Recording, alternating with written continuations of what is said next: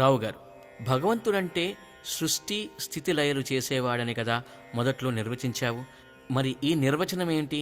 శాస్త్రి గారు, లోచనములకు కనబడుతున్నది లోకం లేదా జగత్తు లేదా సృష్టి. ఏదైనా మనకు తెలిసిన లేదా కనబడుతున్న దాని ద్వారా తెలియని లేదా కనపడని దాన్ని కనుగొనే ప్రయత్నం చేస్తాము.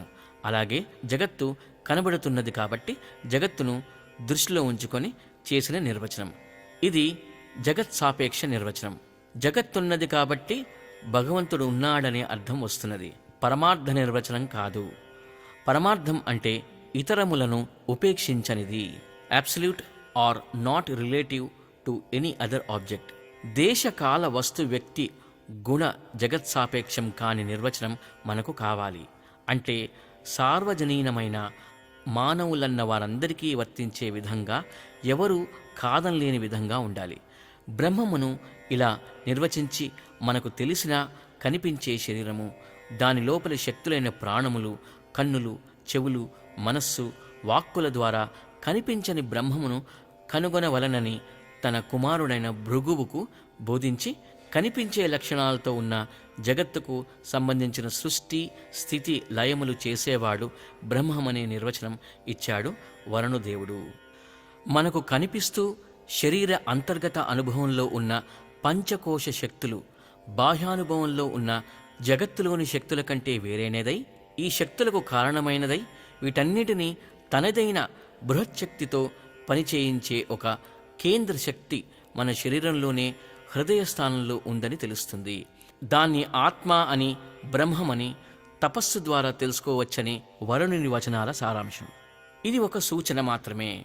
భృగువు కూడా ఈ సూచనను పాటించి వరుసగా 5 కోశములను బ్రహ్మముగా భ్రమించి చివరకు ఆనంద స్వరూపమైన తానే బ్రహ్మమునని తెలుసుకొనెను.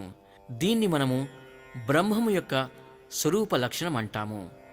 తైత్తిరీయ ఉపనిషత్తులోని పై 2 వాక్యాలను బట్టి మనకొచ్చే సత్యం, జ్ఞానమానందం, అనంత బ్రహ్మ అనేది పరమార్థ నిర్వచనంగా నిగమనం చేయవచ్చు.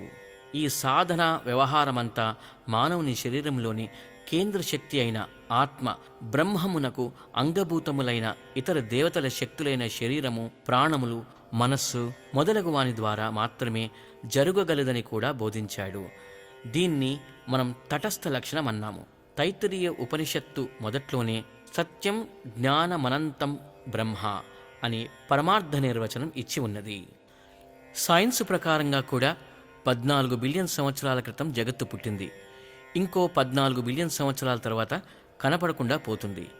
భగవంతుడు జగత్ కారణం అన్నాం కాబట్టి జగత్తు పుట్టకముందే ఉన్నాడని చెప్పవచ్చు. జగత్తు పుట్టకముందు నుంచి ఉనికిలో ఉన్న భగవంతుడు జగత్తు కనుమరుగవగానే లేకుండా పోతాడా? భగవంతుని విషయంలో అలా అనుకోవటానికి వీల్లేదు. అలాంటి వాడిని భగవంతుడు అనలేము. ఇప్పుడు మనం శాస్త్రం ప్రకారం భగవంతునికి ఇచ్చిన నిర్వచనం నంబర్ 1 సార్వకాలికమైనది. ఇది జగత్తులోని సర్వ పరాపర ప్రకృతికి సంబంధించనిది కాదని చూశాం.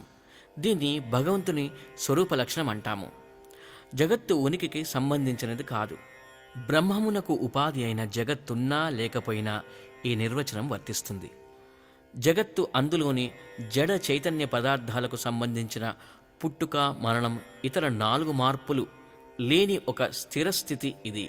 జగత్తు లేనప్పుడు భగవంతుడిది వట్టి ఉనికి, వట్టి జ్ఞానము, వట్టి ఆనందము. జగత్తు డైనమికల్ ఈక్విలిబ్రియంలో ఉన్నదని సైంటిస్టులు చెబుతున్నారు కదా. జగత్తు అలా ఉన్నప్పుడు బ్రహ్మము దానిలోని స్థిరత్వము. జగత్తు లేనప్పుడు వట్టి ఈక్విలిబ్రియంగా ఉన్నది బ్రహ్మము. జగత్తు వస్తూ పోతూ ఉండేది. జగత్తున్నా లేకపోయినా సచ్చిదానంద స్వరూపం ఈక్విలిబ్రియంగా, బ్రహ్మము శాశ్వతంగా ఉండేది.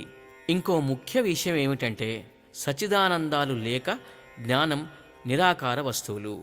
ఒక జీవిలో ఉండే ఆ జీవి శరీరంలో, అలాగే బ్రహ్మమునకు ఉపాధి అయిన జగత్తుతో సంబంధం లేనిది, నిరుపాధికము. ఇంకా అనేక లక్షణాలు, నిరవయవము, నిరావరణము మొదలగు లక్షణాలు కలది బ్రహ్మము. ఇతర జడజీవ పదార్థాలను వదిలివేద్దాం. మానవులు తమ ఉనికి, జ్ఞాన సుఖాలను అన్వేషిస్తూ వాటిని తమకున్న ఇచ్ఛాజ్ఞాన క్రియాశక్తులను ఉపయోగించుకొని పెంచుకునే ప్రయత్నం చేస్తూ జీవిస్తున్నారంటే వారంతా భగవంతుణ్ణి అనుసరిస్తున్నవారు, భగవద్భక్తులు. ఇక భగవంతుడు లేడు అనేవారిని ఏమనాలి? భగవద్గీతలో శ్రీకృష్ణ పరమాత్మ ఇలా అన్నారు: మానవులందరూ సర్వ విధములా నన్నే అనుసరించుచున్నారు. రావు గారు, నువ్వు చెప్పిన వివరణ ప్రకారం భారతీయ తత్వశాస్త్రం భగవంతుని స్వరూప నిర్వచనం ఎలా చేసిందో తెలియని అజ్ఞాన దశలో ఉన్నవారే భగవంతుడు లేడు అనేవారు. వీరు నాస్తికులమని తమకు తామే చెప్పుకుంటున్నారు. శాస్త్రి గారు, అయితే పెద్దలు నాస్తికో వేద నిందకః అనే నిర్వచనం ఇచ్చారు నాస్తికులకు. వేదాలు, వేదాంతాలు, నేనెవరు, భగవంతుడెవరు, భగవంతునికి మనకు ఏమి సంబంధం, మనం ఎందుకు భగవంతుని అనుసరించాలి, ఎలా అనుసరించాలి, దానివల్ల మనకు కలిగే లాభమేమిటి మొదలగు విషయాలు విస్తారంగా చెబుతాయి. ఇప్పుడు మనం చెప్పుకున్న నేనుకు నిర్వచనాలు, భగవంతునికి నిర్వచనాలు, వేదాలు వాటిని విపులీకరించి మహాత్ములు రాసిన ఇతర శాస్త్ర గ్రంథాల నుంచి గ్రహించి తేలిక భాషలో చెప్పినవి. ఇలా ఇప్పుడిచ్చిన నిర్వచనాల ప్రకారం ప్రతి మానవుడు పొద్దున నిద్ర లేచిన దగ్గర నుంచి రాత్రి పడుకునేదాకా వానికి తెలిసినా తెలియకపోయినా భగవంతుణ్ణి అనుసరించేవాడే, అతడి శక్తులను ఉపయోగించుకునేవాడే.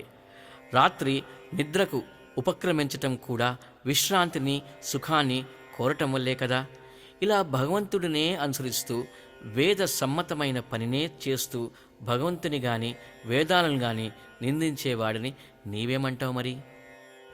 రావు గారు, కృతజ్ఞుడు లేదా హిపోక్రాట్ అనడం తప్ప వేరేమీ అనలేము. భగవంతుడు లేడనడం అజ్ఞానమే కావచ్చు, అజ్ఞానాన్ని భరించవచ్చు. మనమంతా పూర్ణ జ్ఞానవంతులం ఏ రంగంలోనూ కాదు. ఇది ఒక ఎత్తు. లేని భగవంతుని గూర్చి ఎవరూ ఏ పుస్తకాలు రాయనవసరం లేదు. కానీ సనాతన ధర్మాన్ని పాటించే భారతీయులలోనే రాముడు, కృష్ణుడు మొదలగు వారిని విమర్శిస్తూ భగవద్దూషణ చేసే మేధావులనుకునేవారు రాసిన అనేక గ్రంథాలు వెలువడినవి. ఇతరులు వీరి పట్ల ప్రదర్శించే ప్రతిస్పందన గూర్చి వదిలేద్దాం. భారతీయ తత్వశాస్త్ర రీత్యా వీరి పట్ల ప్రదర్శించే ప్రతిస్పందన ఎలా ఉంటుంది? శాస్త్రి గారు, దీన్ని కొంతవరకు 4వ వ్యాసంలో చూశాం. ఇప్పుడిచ్చిన వివరణను బట్టి ఇంకా ఇలా చెప్పవచ్చు. దైవదూషణ చేయాలనే ఇచ్ఛ మనశ్శక్తి. దూషణ చేయటానికి ఏమి మాటలు వాడాలో నిర్ణయించే బుద్ధి, జ్ఞానశక్తి. ఆ శక్తులు రెండూ కలిసి నిర్ణయించిన మాటలు పలికే నోటిది వాగ్రూపమైన క్రియాశక్తి.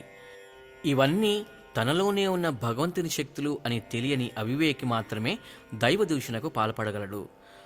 తనను, తన శక్తులను తాను దూషించుకోవటం ఆత్మన్యూనతాభావం, ఇన్ఫీరియారిటీ కాంప్లెక్స్, ఒక మానసిక బలహీనత.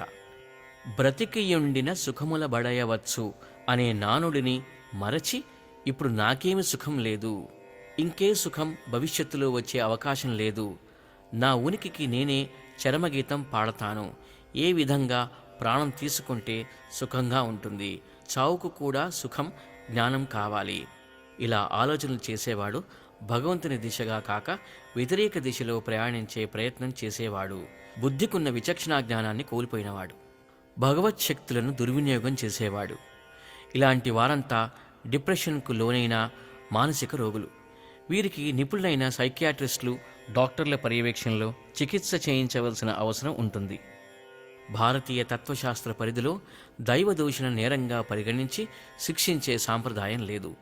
భగవంతుని నిజస్వరూపం సృష్టిలోని ప్రతి అణువులో నిగూఢంగా కాదు, స్పష్టంగా కనిపిస్తున్నదని తెలియని అజ్ఞానులు మాత్రమే దైవదూషణకు పాల్పడగలరు.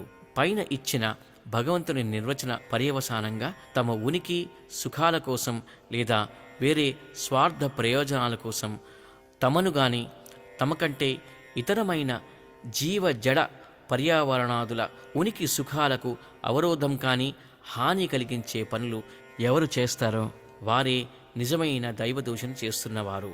కాబట్టి దైవనింద లేదా వేదనింద చేసేవారు నువ్వు చెప్పినట్లు హిపోక్రట్స్ అనడంలో సందేహం లేదు. సనాతన ధర్మ సంప్రదాయంలో ఇలాంటి వారు అనాది కాలం నుంచి ఉన్నట్లు ఆదిశంకర, విద్యారణ్యాది మహాత్ములు వారి వాదనలను తర్క సహాయంతో ఖండన గావించినట్లు మనం చూస్తాం. అంతేగాని వారిని శిక్షలకు గురి చేసిన దాఖలా కనపడదు. ప్రస్తుత కాలంలో అటువంటి వారిని పట్టించుకొనకుండా మన పని మనం చేసుకుపోవటం ఉత్తమం. ఎవరికి వారు తమ ఉనికి జ్ఞానసుఖాలను తమ తమ ధర్మాచరణ మార్గంలో పెంచుకోవటానికి చేసే ప్రయత్నం వల్ల భగవత్కృపకు పాత్రులవుతారు. దీనివల్ల వారు క్రమంగా మోక్షానికి అర్హులవుతారని చెప్పి పరమాత్మ భరోసా ఇస్తున్నాడు. ధర్మావిరుద్ధ కామోస్మి భరతర్షభ, భగవద్గీతలోని 7వ అధ్యాయంలో 11వ శ్లోకంలో చెప్తున్నారు. అలా కాక ఇతర జీవులు సాటి మానవుల పర్యావరణాల ఉనికి జ్ఞానసుఖాలను భంగపరిచే విధంగా మోసము, వంచన, హింస మొదలగు అధర్మ మార్గాల్లో తమ తమ సమూహాల ఉనికి జ్ఞానసుఖాలు పెంచుకోవాలనుకునేవారు అధర్మాచరణ పరులైన అసురులని, అలా చేసేవారికి క్రూరము నీచములైన అసూరీ జన్మలను కలగజేస్తానని, వారికెన్నడూ భగవత్ప్రాప్తి యోగం ఉండదని కూడా హెచ్చరిస్తున్నాడు.